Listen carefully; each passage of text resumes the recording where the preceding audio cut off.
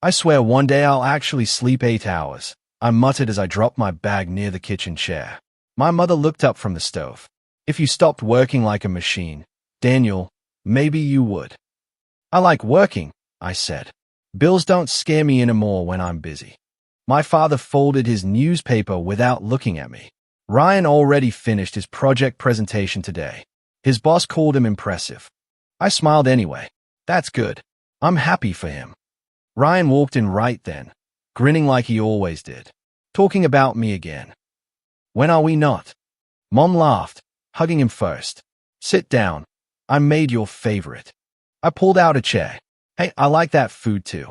Ryan smirked. Yeah, but Mom makes it better when it's for me. I chuckled, pretending the joke didn't land deeper than it should. Sure, golden child. Jealous? He asked. Never, I said quickly. I just work harder so you can stay famous. Dad nodded toward Ryan. Confidence matters. Daniel, you should learn from your brother. I'm learning, I said quietly. Just at my own speed. Ryan bumped my shoulder. Relax, man. You're doing fine. I believed him. I always did. Later that night, I called Lena while walking home. Guess what? She said before I spoke. I finished my shift early. That means you actually get rest. I asked. That means I miss you, she replied softly. I smiled without realizing. I miss you too. You sound tired again. I'm okay, I said. Just trying to build something stable. You already are, she said. You just don't see it. Her words always felt like shelter. When everything else made me feel second place, she made me feel chosen. You still coming to dinner Sunday? I asked. Of course, she said. Your mom finally likes me. She likes anyone who laughs at Dad's jokes. I genuinely laugh, she defended. That worries me, I teased. She laughed, warm and easy. Daniel. Yeah. I'm proud of you. I stopped walking for a second. You always say that. Because you never hear it enough. I didn't answer right away. I just listened to her breathing and felt calm. Sunday dinners were loud, crowded, and predictable. Ryan opened the door before I knocked. You're late. I brought dessert, I said. That forgives everything. Lena waved from the living room. You finally made it. I walked over and kissed her cheek. Miss me? Always. Mom clapped her hands. Everyone sit. Food's getting cold. Ryan pulled Lena's chair out before I could. Careful, he joked. Royal treatment. Thank you, she said, smiling. Something small twisted inside me, but I ignored it. During dinner, Dad asked Ryan, so, promotion soon? Maybe, Ryan said modestly. Boss likes my ideas. Mom beamed. I knew it. Dad turned to me. And you? I'm steady, I said. Saving money. Things are improving. Ryan raised his glass. To boring stability. I laughed. Someone has to be responsible. Lena squeezed my hand under the table. Stability is attractive. Ryan leaned back. Guess I need to become stable then. You? I said. That would shock the world. Everyone laughed. Later, while clearing dishes, Lena whispered, Your family feels alive. They are loud, I said. They love you. I hesitated but nodded. Yeah, they do. Ryan walked into the kitchen. What secret conversation is happening? No secrets, Lena said quickly. He grabbed a glass of water. Daniel used to hate washing dishes. I still do, I replied. You cried once because Mom made you clean after my birthday party. I was 10, I protested. Lena laughed. I need that story later. Ryan grinned. I have many embarrassing stories. Please don't, I warned. Oh, I will. We all laughed again, and I told myself life felt perfect because moments like this existed. Weeks passed in routines. Work, calls with Lena, family dinners, jokes with Ryan. One evening, I texted Lena, Are you free tonight? No reply. I waited. An hour later she answered, Sorry, busy with errands. I shrugged it off. The next day Ryan said casually, Ran into Lena yesterday. Oh. I asked. Where? Coffee shop near my office, he said. Small world. I smiled. Yeah, small world. Something felt off, but I buried it quickly. That night I called her. How were errands? Long, she said. I'm exhausted. Ryan said he saw you. There was a pause. Oh, yeah. Just coincidence. Funny timing. You sound suspicious, she said lightly. I'm not, I replied. Just surprised. You trust me, right? Of course, I said immediately. Then stop overthinking. I'm not overthinking, I said, though I already was. Days later, we met at a cafe. You've been quiet, she said. Work stress, I answered. She studied my face. Talk to me. I just sometimes feel like I'm falling behind everyone. You're not, she said firmly. You're building slowly. That lasts longer. I hope so. She reached across the table. I chose you for a reason. Those words erased my doubts instantly. I love you, I said. She smiled softly. I know. Another family gathering came soon after Dad's birthday. Music played, relatives talked loudly, and Ryan told stories in the center of attention like always. Daniel, he called across the room. Remember when you tried to fix the car and broke it more? I saved us money, I argued. You cost us double. Everyone laughed. Lena stood beside him, laughing too hard, leaning slightly toward him as he spoke. I told myself I was imagining things. Mom handed Ryan another plate. Eat more. You barely ate. I've eaten 3 servings, I said. You work too much, she replied absent-mindedly. Ryan nudged Lena. See? Favorite child privileges. She laughed again. I walked onto the balcony for air. A minute later, Lena joined me. You disappeared. Just needed quiet, I said. You okay? Yeah, I answered. Just tired. She rested her head briefly on my shoulder.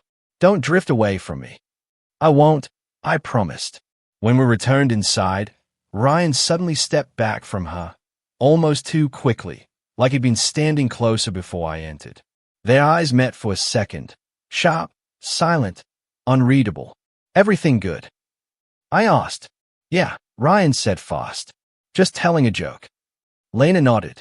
Yeah, a stupid joke. I forced a smile. Must have been funny. The music grew louder, conversations blended together, and laughter filled the room, but something inside me felt slightly unsteady. I watched Ryan grab another drink while Lena checked her phone, quickly locking the screen when I came near. You hiding secrets? I teased. She shook her head. Just messages from work.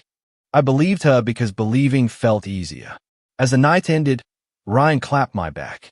Good party, right? Yeah, I said slowly. Family's solid, he added. Nothing breaks us. I nodded, repeating his words silently as if they were a promise. Nothing breaks us. But as I glanced behind him and saw Lena looking away too quickly, a quiet thought slipped into my mind for the first time. Maybe I didn't understand everything as well as I thought. I'm leaving early today, I told Victor while shutting down my computer. He looked up. You sick? No, I said, smiling for the first time all week. I just want to surprise someone. He nodded slowly. Then go. Work will still be here tomorrow. Thanks, I said, already grabbing my jacket. On the way out, I texted Lena. Busy tonight? No reply. I smiled anyway. Good, I muttered. Surprise works better. I stopped by a bakery and bought her favorite chocolate cake. While driving, I remembered Ryan still had my old camera. I'll grab it from his place first, I said to myself. 2 surprises in one day. Ryan's apartment lights were on when I arrived. I knocked once. No answer. I reached for my phone, then paused when I heard laughter inside. A woman's laugh. Warm. Familiar. My chest tightened. That sounds like, I whispered, shaking my head. No. Impossible. I knocked again. Still nothing. The door wasn't fully closed. It sat slightly open, just enough for voices to slip through. Ryan's voice came first. You worry too much. Then Lena laughed softly. I'm serious. What if he finds out? My hand froze against the door. Ryan replied, calm and careless. Daniel never notices anything. Silence filled my ears. I thought I misheard. Lena spoke again, quieter. It's been months, Ryan. I hate lying. Months. The word echoed like something breaking inside my skull. Ryan sighed. You said you weren't happy with him. I wasn't, she said quickly. I just didn't want to hurt him. So this is easier? He asked. I didn't plan this, she said. It just happened. I couldn't breathe properly. My fingers trembled against the doorframe. Ryan laughed lightly. You fell for the better brother. That's not a crime. My stomach dropped. Lena didn't deny it. I feel guilty, she whispered. He'll survive, Ryan said. He always does. Every word landed like a blow. I pushed the door open without realizing I'd moved. They turned at the same time. Lena's face went pale. Daniel. Ryan stood up fast. You weren't supposed to. I laughed suddenly, but it sounded wrong even to me. Finish that sentence. I wasn't supposed to what? Hear the truth. Nobody answered. The cake box slipped from my hand and hit the floor. I left work early, I said slowly. I thought I'd surprise my girlfriend. Lena stepped forward. Daniel, listen. How long? I asked. She hesitated. How long? I repeated louder. Ryan crossed his arms. Calm down. I stayed at him. You don't get to tell me to calm down. It's not what you think, Lena said. I heard everything, I replied. So try again. She swallowed. A few months. A few months, I repeated quietly. While you told me you loved me. Tears filled her eyes. I didn't know how to end things. Ryan spoke before she could continue. You two are already falling apart. I turned toward him slowly. You're my brother. And, he said defensively. Feelings happen. I laughed again, sharper this time. Feelings. You were never right for her, he said. You're too serious. Too predictable. My chest burned. So you decided to fix that by sleeping with her. He didn't answer. Lena whispered, please don't make this uglier. I stared at her. Uglier? You think this isn't ugly already? I didn't mean to hurt you, she said. But you did it anyway. She looked down. I fell out of love. The words felt colder than shouting. When? I asked. She stayed silent. Ryan stepped forward. Look, man, dragging this out won't help. I shook my head slowly. You really think this is just an argument? It's reality, he said. People change. I pointed at them. You lied to me. Both of you. Ryan's voice hardened. Maybe because you wouldn't have handled it well. I'm handling it now, I said, though my hands wouldn't stop shaking. Lena reached toward me. Daniel, I still care about you. I stepped back immediately. Don't touch me. The room felt smaller, suffocating. You could have told me, I said quietly. Either of you. Neither spoke. That silence hurt more than the confession. I turned toward the door. Where are you going? Lena asked. Home, I said. Or somewhere that isn't here. Ryan muttered, you're overreacting. I stopped walking. Say that again. He hesitated but repeated, you're acting like the world ended. I looked at him, really looked at him, and realized I didn't recognize the person standing there. My world did end, I said. I walked out before either could reply. The drive to my parents' house felt unreal. My hands moved automatically while my thoughts repeated their voices over and over. Mom opened the door. Daniel, you look pale. I need to talk, I said. Dad lowered the TV volume. What happened? I sat down slowly. Ryan and Lena are together. Mom frowned. Together how? They've been having an affair, I said. Silence followed. Dad sighed first. Are you sure? I heard them, I replied. They admitted it. Mom exchanged a glance with Dad. Maybe there's a misunderstanding. There isn't, I said, my voice breaking. They told me. Dad rubbed his forehead. Relationships are complicated. I stayed at him. That's all you're going to say. Mom sat beside me. Sweetheart, don't destroy your relationship with your brother over a girl. I blinked. Over a girl. She isn't worth tearing the family apart, she continued gently. I laughed in disbelief. He betrayed me. Dad said calmly, Ryan didn't plan to hurt you. So that makes it okay. No, he said, but reacting emotionally will only make things worse. I stood up. I just lost my girlfriend and my brother tonight. Mom said softly, Families forgive. Did anyone ask if I can? I whispered. Nobody answered. Dad finally said, give it time. You'll move on. The words felt final, like a decision made without me. I nodded slowly. I understand. Mom smiled with relief. Good. We just want peace. Peace. I walked toward the door. Where are you going? She asked. I don't know, I said honestly. Outside, the night air felt cold against my face. I sat in my car but didn't start it. Their voices replayed again. Laughter, excuses, calm explanations. I expected anger. Instead, I felt empty. I lost all of them. I whispered to myself. Not just Lena. Not just Ryan. Something deeper.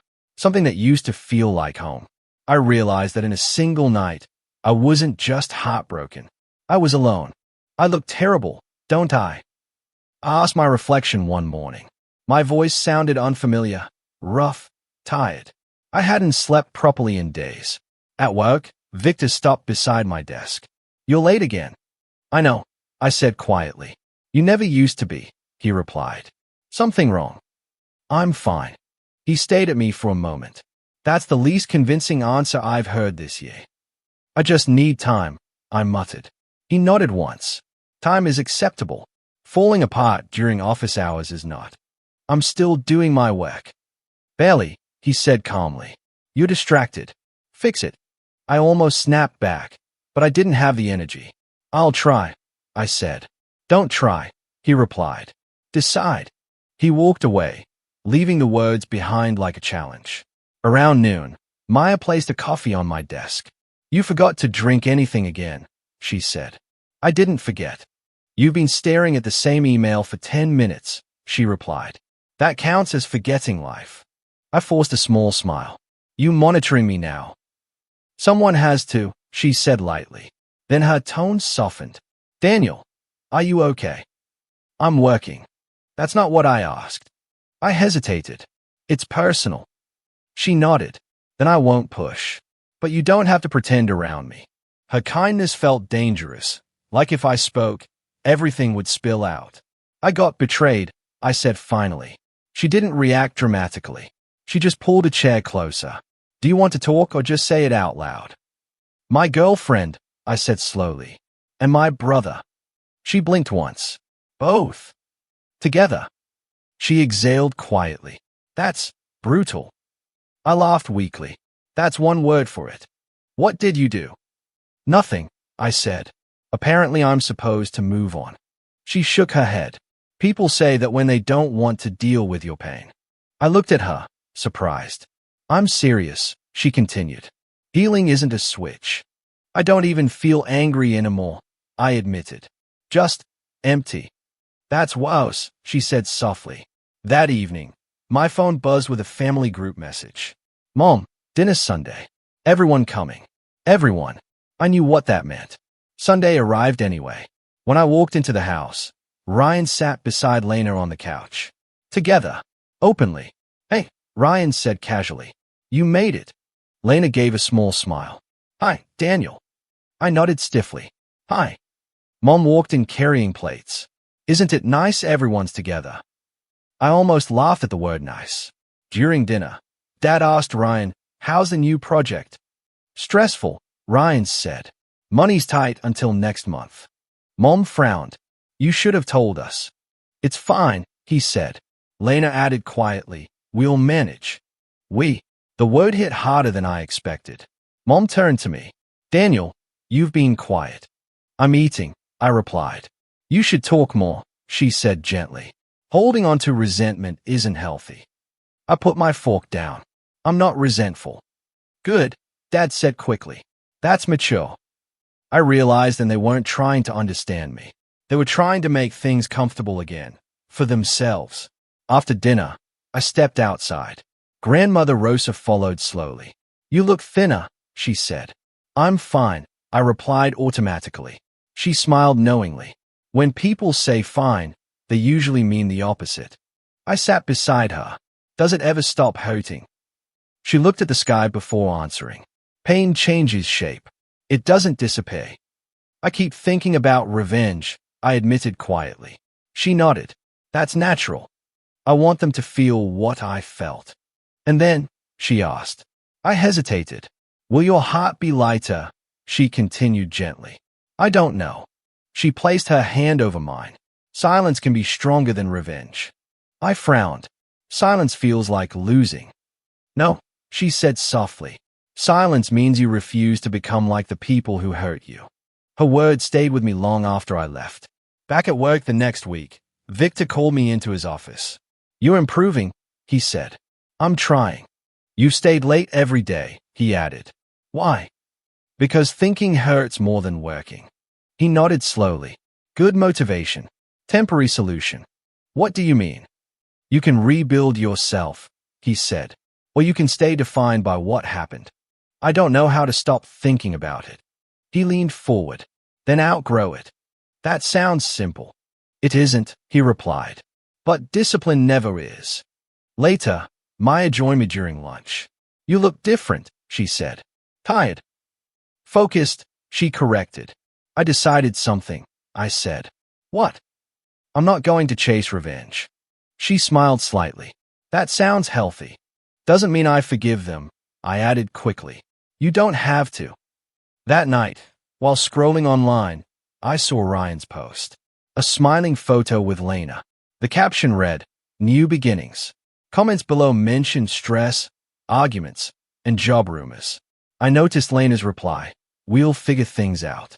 Something about it felt forced. A few days later, I overheard Mom on the phone. They argue a lot, she whispered. Money problems. Yes, I worry. I walked past quietly, unnoticed. For the first time, I didn't feel satisfaction, just distance. At work, Maya said, You're smiling again. Am I? A little, she said. It suits you. I'm just calmer. What changed? I thought about Rosa's words. Victor's challenge. My own exhaustion. I realized revenge keeps me tied to them, I said. And letting go frees you. Not completely, I admitted. But it's a start. She nodded. That sounds like healing. Maybe it was. That night, sitting alone in my apartment, I said out loud, I won't chase revenge. The room stayed silent. But inside me, something shifted. I'll rebuild instead, I whispered. I didn't know what justice would look like yet. I only knew one thing for certain. I wouldn't stay broken forever. Maya, you're going to make me spill coffee again if you don't stop laughing, I said, grinning as she told another story about her cat. Stop taking life so seriously, she said, smirking. You've been tense all week. I'm calmer than last year, I replied, though my jaw clenched slightly. Progress. Progress doesn't have to be boring, she teased. Besides, your promotion deserves celebration. I guess, I said, shaking my head. I still feel cautious, like I can't fully enjoy it yet. Cautious how? Life taught me to expect betrayal, I muttered. So even good news feels temporary. She laughed softly. That's tragic and oddly cute at the same time. I rolled my eyes. Thanks for that insight. Weeks passed. Work became my refuge. Victor called me into his office one afternoon. You've been handling things well, he said, leaning back. Steady performance, calm under pressure. That's new. I've learned to focus, I said. Keep myself busy. He studied me for a moment. Good. But remember, control comes from confidence, not just routine. I'm trying, I admitted. You're doing more than trying, he said. You're rebuilding. I smiled faintly. Feels strange to admit it. Strange usually means growth, he replied. At home, the family dynamics began to shift subtly. My parents called me more often. Daniel, can you help with Ryan's finances? Mom asked one evening. I froze. Why now? Is having some trouble, she said vaguely. I think he needs your advice. I exhaled slowly. So suddenly, I'm the responsible one again. You've always been steady, she said softly. I've been ignored for months, I muttered under my breath. Her silence answered me more than words could. Meanwhile, Ryan's world was unraveling. I heard about his job first through Mom. He was let go, she whispered one day. Apparently missed deadlines, irresponsibility. I nodded, refusing to smile too widely. Justice felt complicated when it involved family. Later, I caught a glimpse of Lena on social media. She posted about Ryan's struggles. "He's trying," she wrote. "We'll get through this together." I scrolled through the comments. Friends noticed tension, arguments, money problems. I shook my head. "Some lessons are unavoidable," I whispered. One evening, Ryan came by my apartment. I wasn't expecting him. "Can we talk?" he asked, hesitantly. I gestured toward the couch. "Go ahead." He sat, fidgeting with his hands. I wanted to explain. "You've explained before," I said flatly. It didn't help. "This isn't about her," he said quickly. "It's about me." I raised an eyebrow. "Do tell." "I always felt," he paused, inferior, even with Mom and Dad praising me. "You were the responsible one, the stable one. Everyone always compared me to you. And that made sleeping with my girlfriend acceptable." I asked, voice rising. He flinched. "No, I held up a hand. "Save it. I want to understand, not justify." His eyes filled with guilt. "I was jealous. I wanted what you had, and I didn't think I could get it any other way. I wasn't thinking about love, just envy." I leaned back, silence stretching between us. My anger battled with a strange sense of clarity. "You hurt me," I said finally. "Deeply. And I won't lie. That scar won't disappear soon." "I know," he whispered. "And Lena?" I asked. "She wasn't right for me either," he admitted. "I realize that now. But I was stupid, Daniel. Immature." I nodded slowly. "I see that. Doesn't erase the past, though." "No," he said quietly. Days later, Lena tried to reconnect. She called my phone repeatedly. "Daniel, I made a mistake," she said one evening. I was wrong." I took a deep breath. "Do you understand how much that hurt me?" "Yes, I do," she said, softly. "And I regret it every day." I stayed silent. Distance had grown between us, one I hadn't let her cross back over. "You're different now," she said cautiously. "I see it." "Different," I repeated. "Stronger, perhaps. But the past doesn't vanish." "I know," she whispered. "Can we talk?" "I don't think talking will fix it," I said. "Not anymore." "Not at all." "Not in the way you imagine," I replied. "I've moved. Slowly. But I won't go back." The night felt calm. I realized the power dynamic had changed. For months, I had been the one on the outside, struggling. Now, Ryan was floundering, Lena uncertain, and my parents suddenly seeking my guidance. I stared out the window, thinking about all the subtle shifts. My independence was no longer theoretical. It was real. At work, Maya noticed my change. "You seem lighter," she said one afternoon. I admitted. "I'm rebuilding. Not perfect, but I'm moving forward." "That's good," she said. "Really good." I smiled faintly. "Feels strange to be the one they rely on now." "But it's your right," she replied. "You earned it." I nodded. "And it feels powerful." Still, inside, the desire for justice lingered. Not revenge, not malice, just acknowledgement that wrongs had consequences. Ryan's job loss, Lena's uncertainty, the whispers in the family, they were all subtle echoes of karma moving quietly. I didn't need to orchestrate it. Life had a way of balancing itself when I stayed steady. One night, Victor said to me, "You've learned patience, Daniel. Control your energy, focus on growth. That's how you win." "I've learned more than patience," I replied. "I've learned to let life unfold." "And let the lessons teach you?" he asked. "Yes," I said firmly. "I'm done reacting. Now I act deliberately." Maya texted me later. "Coffee tomorrow?" I smiled. "Sure, I could use a friend who listens." When I hung up, I realized I didn't feel the same fire of betrayal anymore. Just distance. A quiet strength that wasn't there before. Lena's voice still echoed occasionally in my thoughts, but it no longer twisted me inside. I whispered to myself, I won't chase what's gone. I'll focus on what I can build. And for the first time in months, I felt a sense of control that didn't depend on anyone else. Ryan would have to face his mistakes. Lena would have to live with hers. My parents would adjust. But me? I was finally free to define myself. And that felt unshakable. I knocked lightly on the door before stepping into the quiet apartment. Ryan was there, sitting on the edge of the sofa, staring at his hands. "Daniel," he said quietly, almost unsure. "I need to talk." I leaned against the doorway. "You always do." He flinched but didn't get up. "Look, I know I messed everything up. With Lena, with you, with everyone." I nodded slowly. "Yes, you did. I want to apologize," he said. "Sincerely. I was jealous, stupid, selfish. I hurt the people I love the most. Especially you." "I know," I replied calmly. "Apology accepted, but not everything can be fixed." He looked up, desperation in his eyes. "I never realized how much favoritism, how much neglect you felt. I only saw the attention I got. And now?" I asked, "Do you understand the consequences?"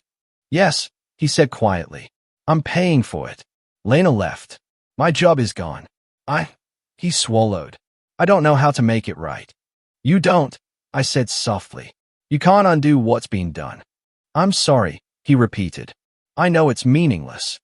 I nodded again. "Meaningless is okay. Sometimes forgiveness is for the giver, not the receiver. I forgive you, not to go back to the way it was, but to free myself from carrying your mistakes." He swallowed hard, the tension thick between us. I deserved more than silence. "You got honesty," I said, "and I hope that's enough to teach you something." Later that day, I returned to my parents' house. The air was tense.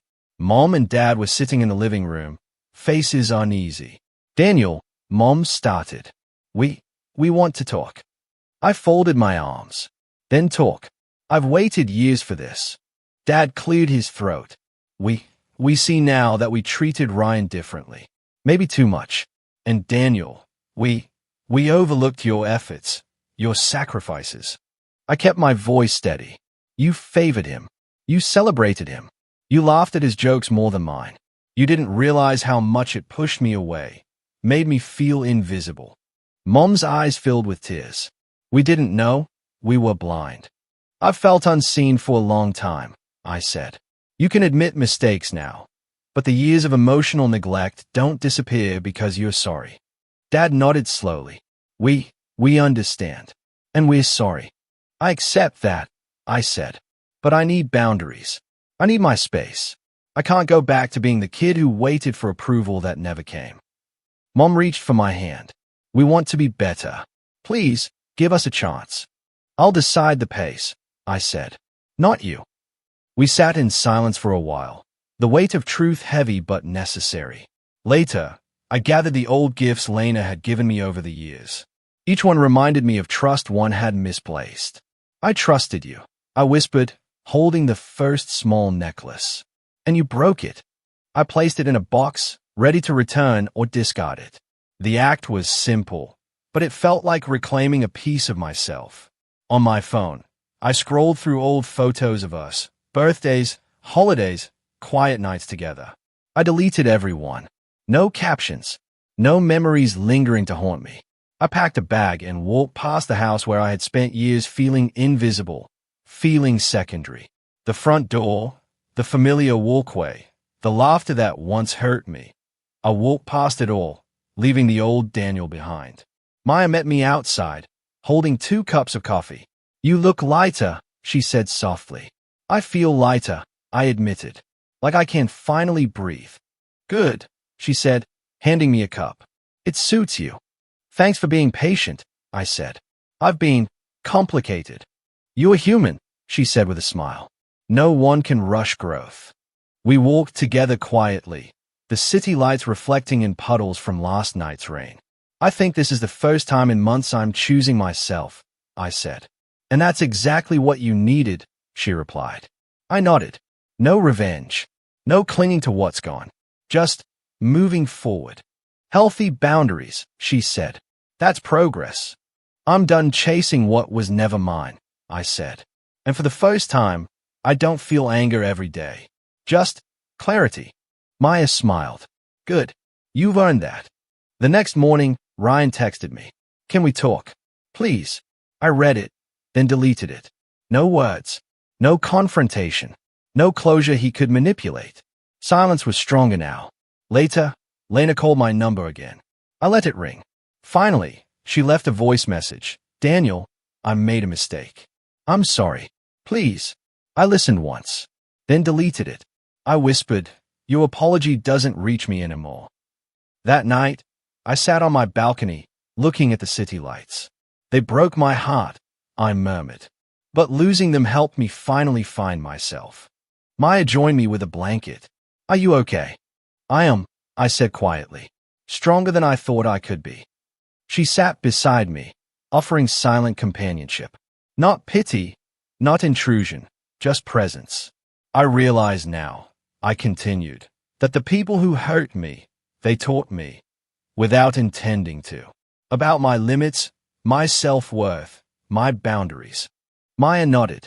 And you're building something better because of it. Yes, I said. Something I control. Something I choose. For the first time, the weight of betrayal didn't feel like chains. It felt like a lesson. I reflected on my family, on Ryan, on Lena. None of them would shape me anymore. Not their choices, not their mistakes, not their favoritism. I whispered again, softly, almost to myself. They broke my heart, but losing them helped me finally find myself. Maya rested her head on my shoulder. And I'm here, she said, for whatever comes next. I smiled, feeling something I hadn't felt in months. Peace. I wasn't free of pain completely. Some scars would always remain. But I no longer let the past define me. I stood, looking at the horizon. The city stretched endlessly before me, full of opportunity, of life I could shape on my terms. Tomorrow, I said, quietly but firmly, I start completely new. And I believed it.